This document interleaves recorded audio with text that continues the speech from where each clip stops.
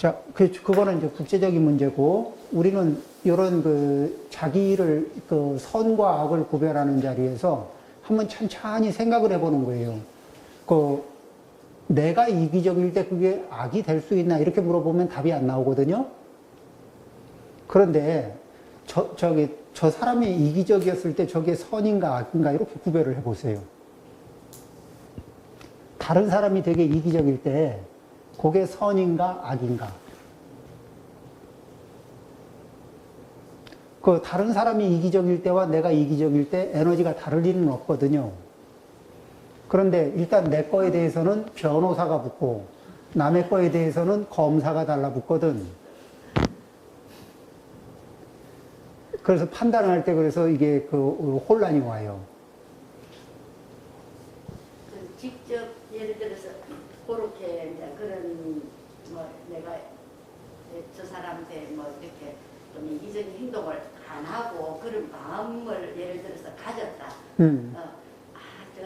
저번 저랬는데 진짜 저막 어째먹고 막 예를 들어서 이제 그런 생각이 드는 그 생각도 그게 그러면은 선악을 기준으로 놓고 봤을 때 가입표에 들어가는 거죠. 그렇죠. 네. 그래서 이제 그런 왜냐면은 이게 생각을 품고 있으면은 그건 기회를 노리는 거거든. 그래서 기회가 여의치 않으면 표현을 못하고 기회만 오면은 표현을 할 준비가 돼 있는 거거든요. 그렇죠. 그래, 이제, 이, 겉으로 하진 않았지만은, 이게 속은, 겉으로는 표현 안 하지만 속은 이렇게 독한 마음을 가질 수가 있어요. 자, 이제 그렇게, 그래서 그런 부분들을 서서히 연습을 그러면 이런 걸 하려고 그러면 어떻게 해요? 이제 자기를 관찰하는 힘을 갖습니다. 내가 어떤 마음, 어떤, 에너지를 지금, 주로 쓰고 있나. 그러면서 그것들에 이제 변화를 주기 시작하는 거죠. 그걸 이제 객관적으로 이렇게 노트에다 기록을 하는 거예요. 하나하나 기록을 하면은, 그렇게 하면서 3,000개가 되면은, 그쯤 되면은 사람이 확 변합니다. 그래서 그렇게 꾸준하게, 그러니까 극선극악, 사람이 이렇게 뭔가 바뀌는 원인을 제공하는 바뀌는 원인을 제공하려면은 극선극악이어야 되는데, 그게 한 번에, 그러니까 1000kg짜리 뭐를 들어 올려야 극선이 되는 게 아니고, 1kg짜리를 1000번 옮기면 1000kg 되는 거 아니에요? 꾸준하게. 자, 그렇게 됩니다. 자, 그러면은 63쪽 한번 보겠습니다. 역경의 첫 장이라는 거는 뭐냐면 맨 앞에가 아니고 개사전 첫 장입니다. 개사전은 역경, 주역의 이 64괴를 다 설명하고, 다 나오고, 그 뒤에 보면은 이제 개사전이 나오거든요. 거기에 보면은 선행을 자주 하는 집안은, 그러니까 적선지가 선행을 이렇게 자주 해서 선행이 이렇게 누적되어 있는 집안에는 적선지가의 필류 여경이다. 이 말을 지금 얘기하는 거예요. 선행을 자주 하는 집안은 자손에게 남겨줄 여분의 행운이 있다. 그러니까 그러면 대부분의 많은 행운은 누가 가져가느냐? 많은 복은 행운이라는 거는 복이죠. 이 복을 누가 가져가냐면 복을 지은 분이 가져가죠. 자기 복으로. 우리도 전생복으로 현생을 살고 있고 이렇게 이제 가져가는데, 그러면서도 자손들한테 물려줄 복이 아주 많이 남는다는 겁니다. 근데 자손들이, 그러면은 여분의 복은 자손들이 살아가다가, 이렇게 이 필요할 때 발복을 해줘요. 그러면은, 원래는 이게 내가 노력을 해서 한 건 아닌데 뭔가 이렇게 득템하듯이 뭐가 생기는 게 있거든. 그런 것들은 이제 과거생에 내가 지은 복력이 발복을 하는 것도 있고, 또 부모님이나 이렇게 조상들이 이렇게 적선을 해서 그 자손들에게 음덕으로 이게 물려주신 것들이 그 효력을 발휘하는 게 있거든요. 그래서 자손을 아끼는 마음에는 여러 가지가 있지만은 음덕을 쌓아놓고 가는 겁니다. 그러니까 자손들을 아끼려면 음덕을 쌓아주는 거예요.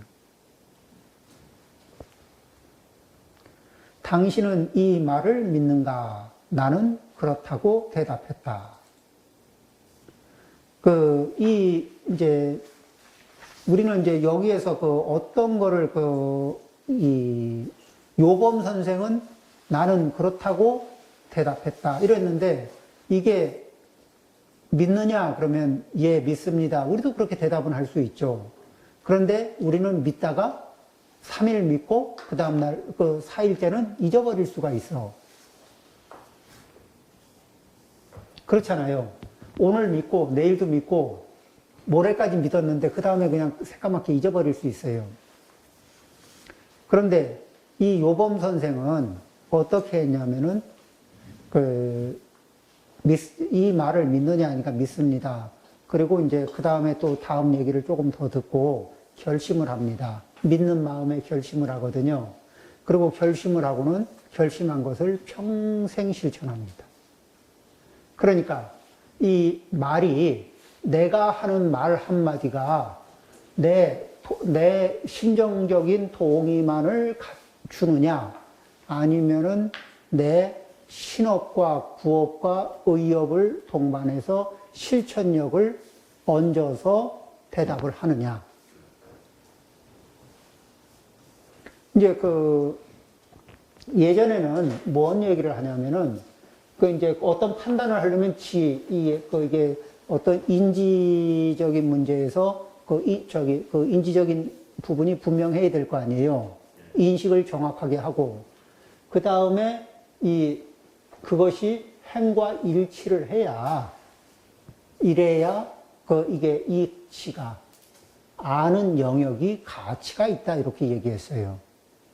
근데 이제 현대 사회로 넘어오면서 또 서구 사회에서는 지와 행이 헤어진 게 언제부터 헤어지냐면 아리스토텔레스 때부터 헤어져요. 꽤 오래됐죠.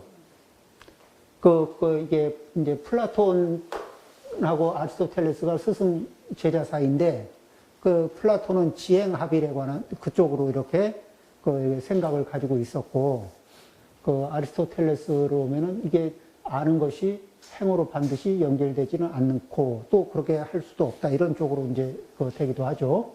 자 어쨌든 그런데 기본적으로 뭐죠? 수행은 이 아는 것을 기반으로 해서 행이 암과 상응하게 이렇게 해가는 거죠.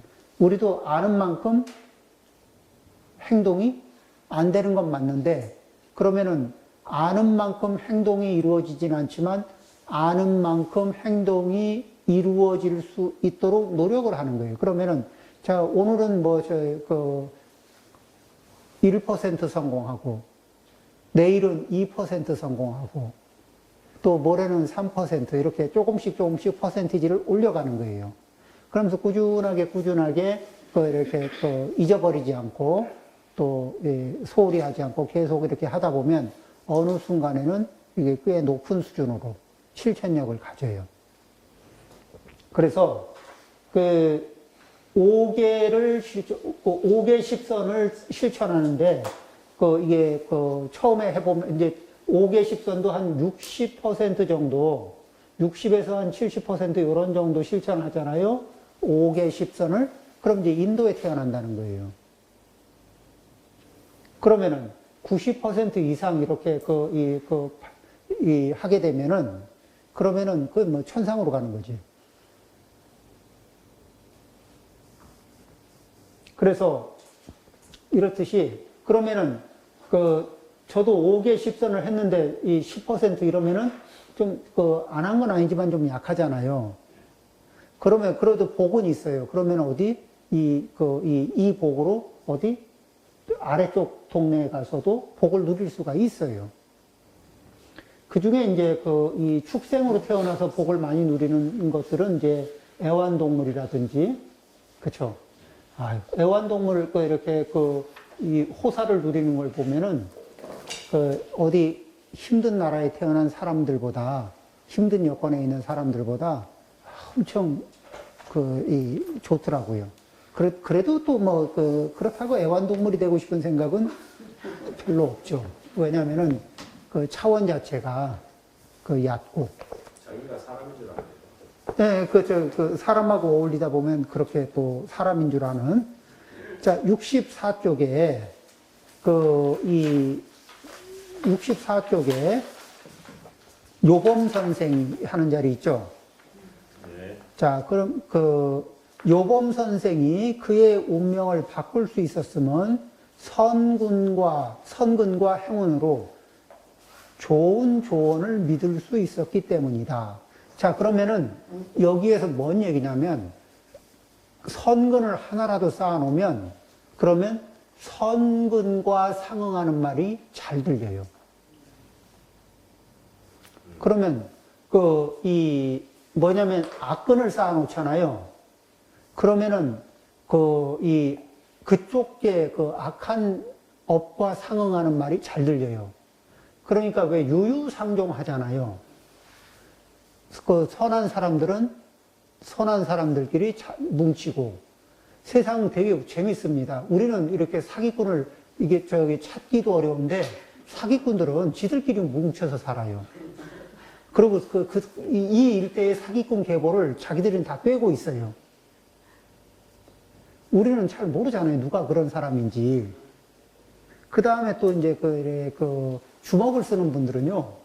우리는 그 주먹 쓰는 사람이 어디 있는지 이렇게 우리 사는 데서 잘 모르는데 그분들은 자기들끼리 알아요. 계급이 있습니다. 네, 그리고 어디 살고 지금 뭐 하고 있는지 다 그걸 알고 있어요. 학자들은 나와 동종의 학문을 다루는 분이 우리나라에 몇 명 정도 있고 그 중에서 진짜 선수들은 어디 누구누구고 그분들이 최근에 하는 활동은 뭐고 이게 다 보이거든. 그쵸? 자, 이제 그렇듯이 사람들은 자기가 닦은 업에 의해서 그쪽은 잘 보이고 잘 들려요. 그러니까 우리는 이게 어떤 거는 봐도 잘 안 보이고 안 들리고 경험을 해도 어떤 거는 조금만 경험해도 쏙 들어와요. 그래서 그럴 때 이제 이 요범 선생이 선근과 행운으로 그러니까 선근이라는 것도 있었고 행운이라는 건 복이라는 것도 복도 그런 복력이 좀 있었던 것 같아요. 그런 쪽으로는. 그래서 좋은 조언을 믿을 수 있었기 때문이다. 좋은 조언을 하는데 어떤 이는 받아들이고 어떤 이는 안 받아들입니다. 나쁜 조언을 하잖아요. 역시 마찬가지로 어떤 이는 받아들이고 어떤 이는 안 받아들입니다. 살면서 많은 조언 중에 그런 것들이 많아요. 그가 운곡선사를 만나게 된 것은 적절한 조건이 무르익은 것이다. 부처님께서 말씀하셨듯이 선근, 행운, 그리고 적합한 조건이 성숙하면 어떻게 나의 운명을 바꿀 수 없겠는가. 그러니까 선근, 인연, 복덕, 선근, 그런 말이 있죠. 아미타경에도 그런 말이 있어요. 불가이 소 선근, 인연, 복덕이면은, 그러니까 이 작은 선근, 이 선근, 인연, 복덕이 아니면은 이 공부법을 들어도 귓등으로도 안 여긴다는 얘기예요. 자, 거기 그 밑에 한번 또 보죠. 우 선생이 그의 주회에서 말했듯이 성인으로부터 좋은 조언을 듣고 그를 비방하는 사람은 악행을 한 것이다. 의심은 기본적인 번뇌의 하나다.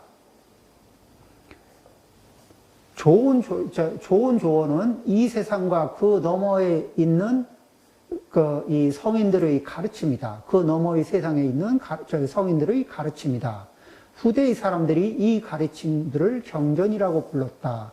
경전들은 시간에 따라 변화하지 않는 진리를 말한다. 시간을 초월하는 진리는 과거 수천 년 전과 지금이 똑같고 동양이든 서양이든 결코 변하지 않는다. 그런데 여기서 이제 뭔 얘기를 하려고 그러냐면 의심은 기본적인 번뇌 중에 하나라는데 이게 뭐냐면 근본 번뇌 중에 하나다. 이런 말이에요. 근본 번뇌는 탐심, 진심, 치심, 만심, 거만심이죠. 만심. 그 다음에 악경, 의심, 이렇게 돼요. 이 근본 번뇌 6개 중에서 6개 중에 의심인데, 그러니까 선한 조언을 의심하는 버릇이 있잖아요. 의심한 것을 우리는 받아들이나요? 거부하나요? 그 다음에, 선한 조언이 다른 사람한테 가고 있는데, 그 조언을 듣고 있는 사람한테 의심을 덮어씌우면은, 다른 사람도 선한 조언에, 조언을, 혜택을 누릴 수 있는 기회를 또 없애버리죠. 그래서, 그런 것 중에 뭐냐면, 그래, 그거 다 이거 경전에 있는 말인데요. 경전에서 그렇게 말씀하시던데요. 그래, 그거 다 경전에 그런 거 있지. 그 말이 그렇지, 그게, 그렇게, 사라지나. 그리고 또 그게 옛날 말이지, 요즘에 그렇게 살 수 있는 것도 아니고, 그래서 사람들 무슨 이익이 있겠는가, 뭐 이런 식으로. 그렇잖아요. 이런 식으로 이제 말을 이렇게 덮어씌우면은, 선근이 성숙하면은 그런 말을 들어도 무슨 소리야. 이게 맞는데. 이렇게 이게 확신이 오는데, 이게 아직 선근의 뿌리가 깊지 않은 사람들은 그런 방해하는 말을 들으면은 흔들려요. 그래서,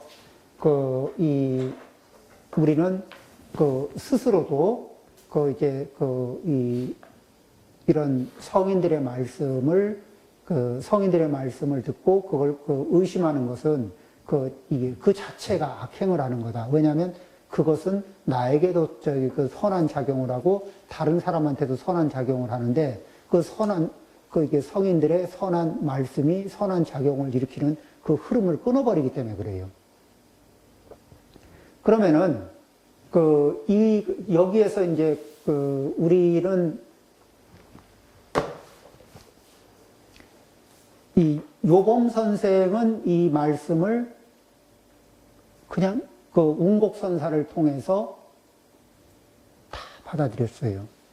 여기 부처님 말씀이 있어도요, 참 묘한 게 뭐냐면은, 부처님 말씀이 됐든 공자님 말씀이 됐든, 이 공자님 말씀 그대로고 부처님 말씀 그대로인데, 누구를 통해서 들으면 이게 마음이 열리고 귀가 열려서 듣게 되고, 누구를 통해서 들으면 또 그냥 그래서 그냥 흘려 듣게 되고, 이런 일들이 발생이 됩니다.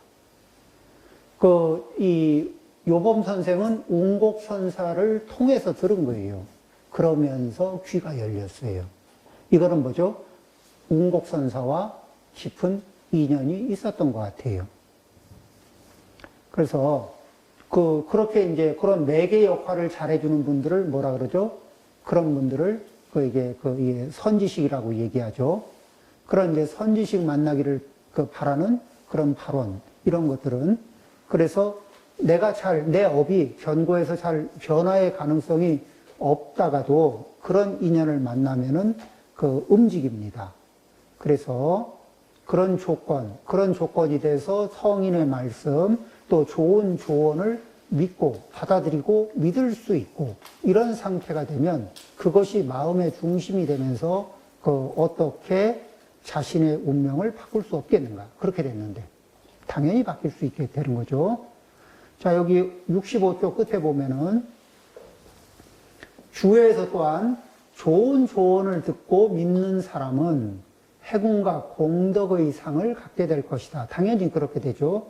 그 믿음이 행운의 어머니가 된다. 어머니라는 말은 뭐냐면 자식을 낳는 분을 어머니라 그러죠. 그렇듯이 행운의 어머니다 그러면 행운을 자꾸 생산하는 그런 역할을 하는 그것이 이 좋은 조언을 받아들이는 그 믿음.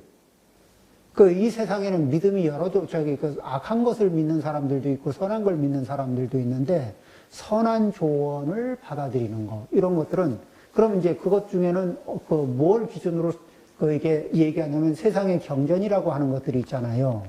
이런 경전은 기본적으로 평범한 사람들의 수준과 비교하면은 말할 수 없이 높습니다.